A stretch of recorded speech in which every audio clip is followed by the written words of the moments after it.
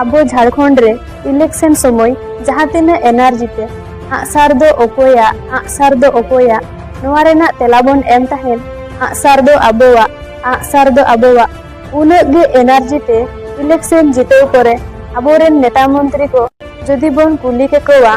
जे संविधान रे सेलेद आकान अष्टम अनुसूची रे सान्ताली भाषा दो ओकोया जदि अबोवा ताहले सान्ताली भाषा प्रथम राजभाषा हुयु दरकार से बांग ऑलचिकी लिपि दो ओकोया जदि ऑलचिकी लिपि दो आबोवा कना ताहले केजी टू पीजी ऑलचिकी लिपि ते स्कूल कॉलेज रे ऑल पढ़ाव हुयु दरकार से बांग पेशा कानून दो ओकोया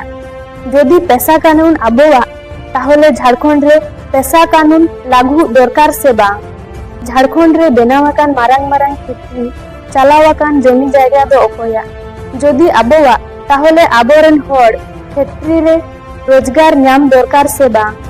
आदिवासी नेता मंत्री को नेल काते गौरव दो बांग बुझ दरकार जे आले समाज रे नेता मंत्री कना को अबो नोआ जेल दरकार जे अबो समाज लगी नेता मंत्री को चेक को कामीएदा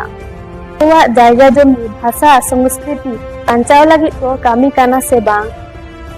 आबोरेन नेता मंत्री अबो समाज लगी बाको कामीएदा ताहले लोटा दा तुंदे तमाक एने सेरेन्यते चेदा मंचतक बन दाराम इदिए कोआ सानाम ओलोक पढ़ा कोड़ा गिद्रे कुड़ी गिद्रे ठनिन नेहरोक कना आबोरेन नेता मंत्री को सवाल कुली बन एहब मा उनको बन बाड़ाय होचो को मा जे आलेरेन हर को चिरगलिना जे आदिवासी को लगी जदि बइन कामिया हिजुक कान विधानसभा चुनाव रे आदिवासी को वोट बाको इमु जोहार गे।